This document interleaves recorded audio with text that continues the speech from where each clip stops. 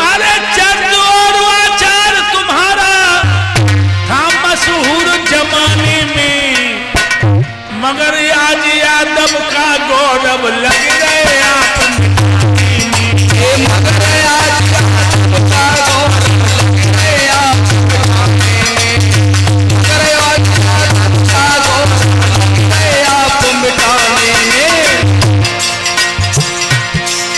अरे चंद और आचार तुम्हारा था मशहूर जमाने में, अरे मगर आज यादव का गौरव लग रहे आप मिटाने में।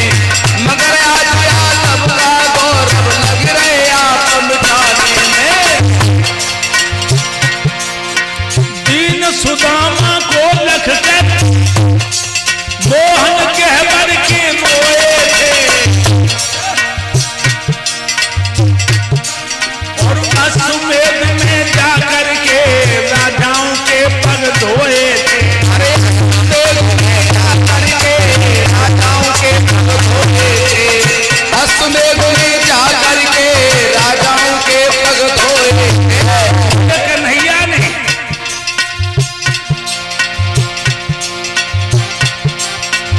नेक समझ लो भैया, ऐसी प्रभु की प्रभुताई थी।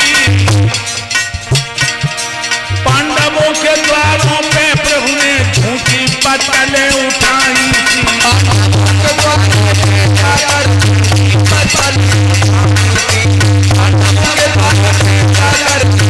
पत्तलें उठाई थी। ये था तुम्हारा गौरव। अब तुम कितने घिनौने बन गए बताऊं? अरे बिल्कुल ही तुम भूल गए जो संदेश समरिया का।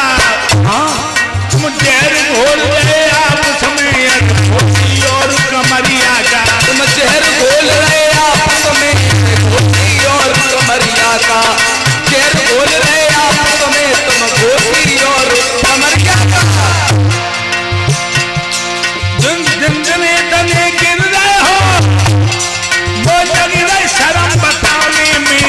मगर आज यादव का गौरव, मगर आज यादव का गौरव आप मिटाने में। मगर आज यादव का गौरव लग रहे आप मिटाने में। एक बात और बताऊं, हिंदू जाति का दुनिया में कोई सच्चा धर्म नहीं। धर्म धर्म चिल्लाता है, धर्म का जानता मर्म नहीं। उल्टे कर्म करने में इसको बिल्कुल आती शर्म नहीं। आधार की भागवत सुनता है मगर बदलता कर्म नहीं। भागवत सुन रहे हो, काम सब उल्टे कर रहे हो। ससुर से कह रहे पिताजी, सास से मम्मी, और पैर छुलवा रहे हो।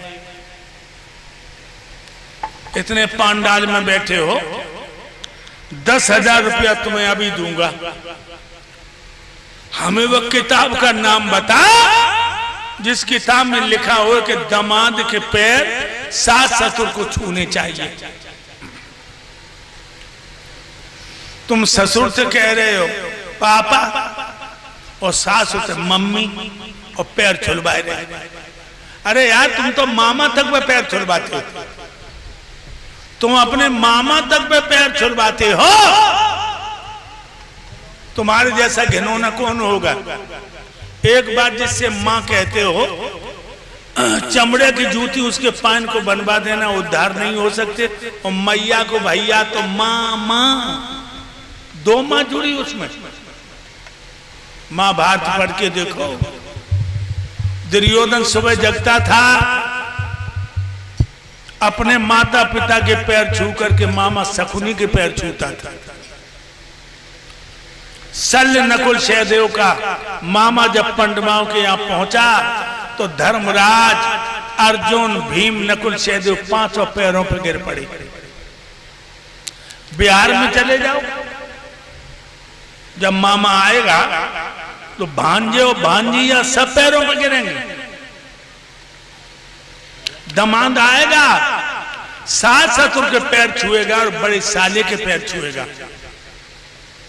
यही हो रहा। मैंने अभी संभल में कथा कही थी मुरादाबाद के पास। वहां एक बुजुर्ग खड़े होकर बोले, स्वामी जी हमारे यहाँ दामाद आता है, अपने सास ससुर और बड़े साले के पैर छूता है। लड़की जब ससुराल से आती है अपने माता पिता के पैर छूती है। और मैंने वहां देखा भी, सुबह छोटी छोटी बच्चियां जग करके अपने माँ बाप के पैर छू रही।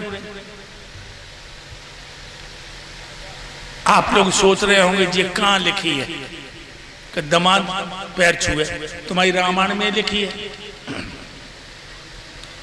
सासु समीप गए दो भाई और फिरे बंद पग आस सुपाई। राम लक्ष्मण जनक की पत्नी सुनैना अपने सास के पास गई, दोनों ने पैर छुए तो सास ने दोनों दामादों को आशीर्वाद दिया।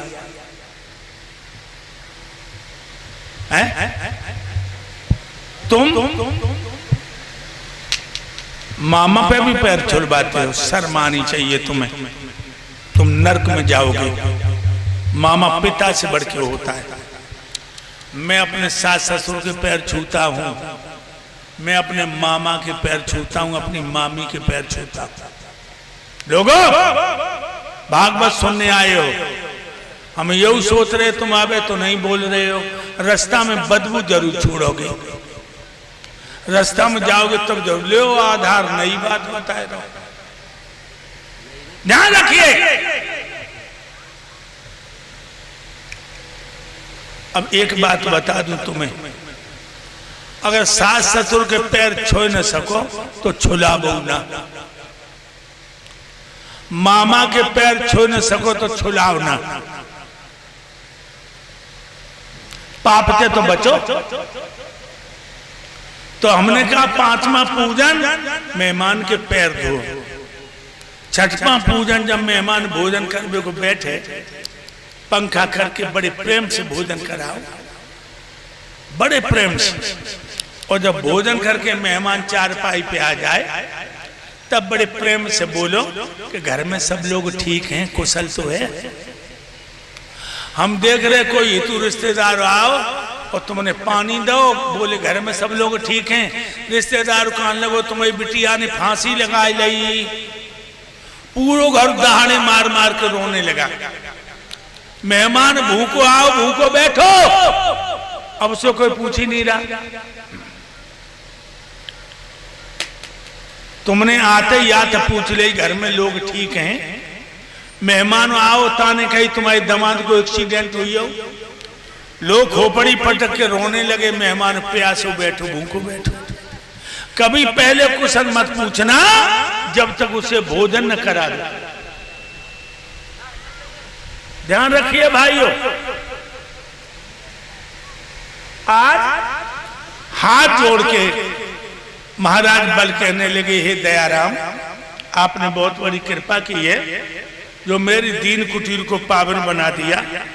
शैले शैले न माडकम मोक्तम न गजे गजे, साधवा नहीं शरबत चंदन बने बने। संत हर किसी के दरवाजे पर नहीं जाते, और जिनके दरवाजे पर संत पहुंच जाते हैं वो महापुरुष कहलाते।